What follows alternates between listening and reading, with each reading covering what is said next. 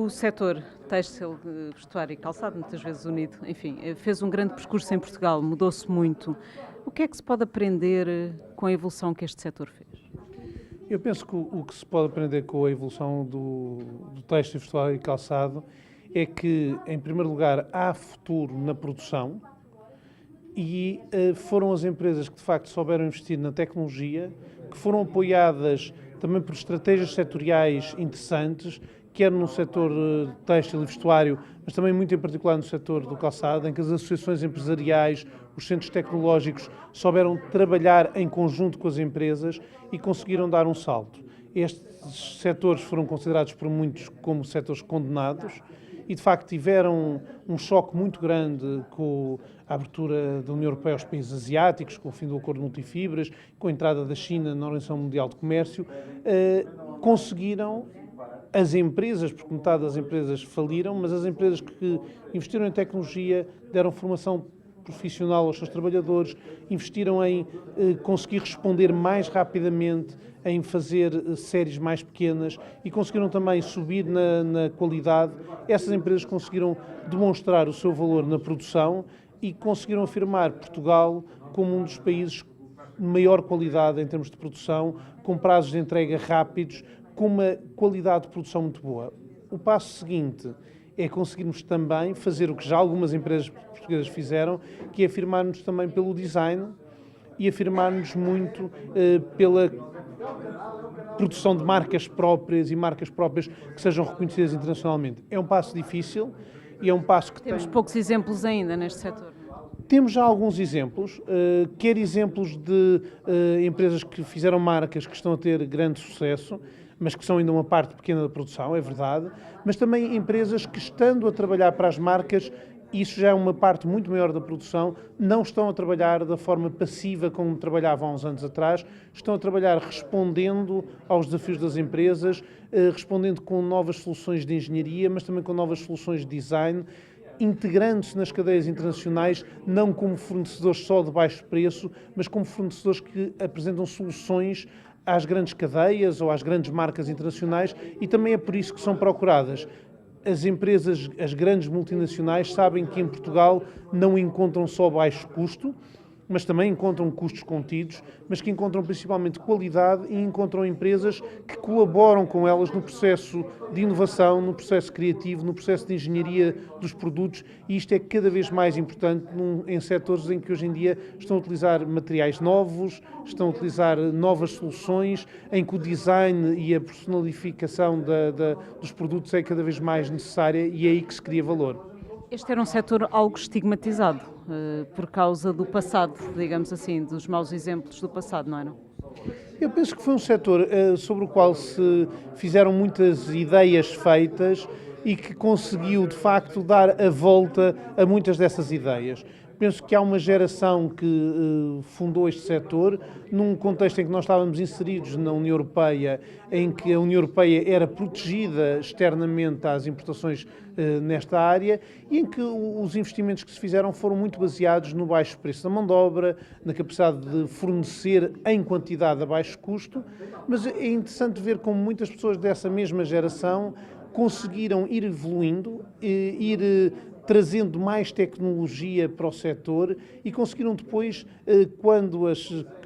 a situação ficou mais apertada e a concorrência internacional entrou em grande força no mercado europeu, que era o nosso mercado guardado e deixou de ser guardado, conseguiram dar uma resposta muito interessante em termos de melhorar não só a tecnologia e a engenharia, mas de melhorar muito também os processos de gestão, que permitiram dar uma resposta com mais rapidez, com menos desperdício, com muito maior controle de qualidade, e foi por isso que muitas das empresas que fizeram o offshoring, isto é, que se deslocalizaram, por exemplo, à Ásia, uns anos depois estavam a voltar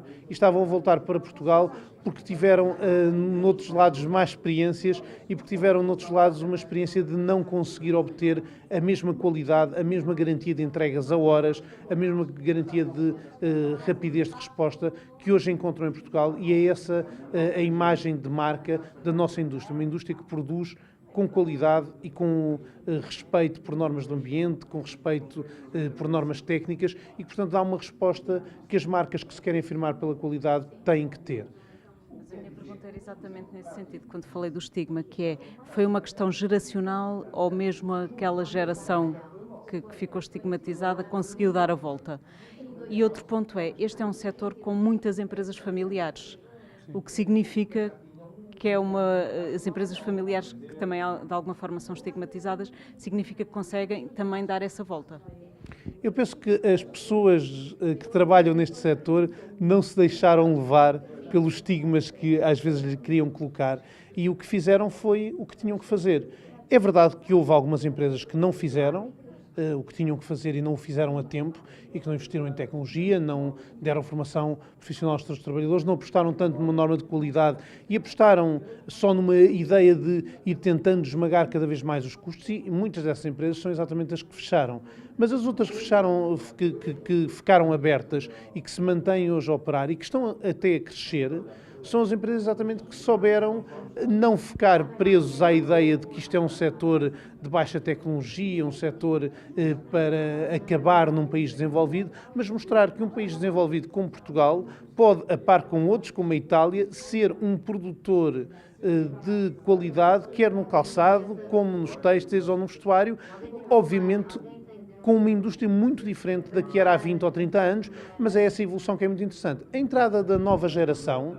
em muitos casos, não foi necessária para dar esta volta. Isso é o mais interessante. Estamos a falar de pessoas que tiveram muita juventude e muita visão de inovação, sendo pessoas que já não eram novas e que tiveram um passado ligado a uma indústria que era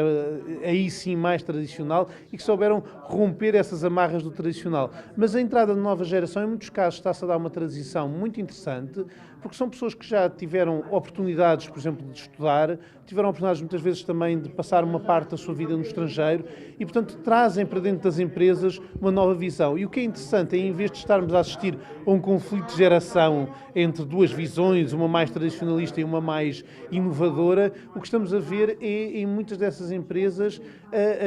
os jovens que estão a entrar com mais ideias e com ideias novas e com ideias inovadoras a serem muito bem acolhidos pela parte mais velha das famílias e a